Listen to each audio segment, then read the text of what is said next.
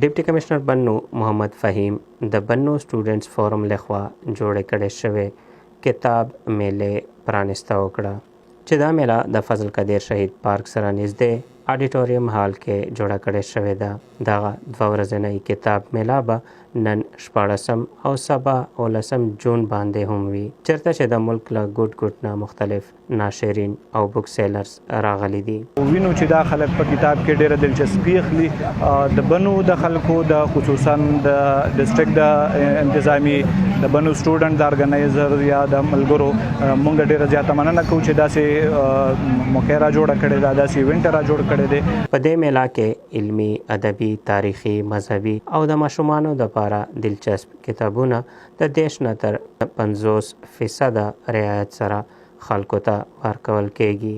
ډیپټي کمشنر بنو محمد فهیم د میلې د پرانستې نه پس ټول سټالونه وکتل، د کتابونو جاج واخیستو او خپل هم څو کتابونه واخیستل. د کتاب میلې جوړونکي وستایل او ولسته خواست وکړو چې د دې میلې نه ګټه پورته کړي. मैं स्टूडेंट्स जो ऑर्गेनाइजर्स हैं यहाँ का उनका शुक्रिया अदा करता हूँ जिन्होंने इतना अच्छा इवेंट अरेंज किया और बनू के लोगों के लिए एक अच्छी अपॉर्चुनिटी प्रोवाइड की.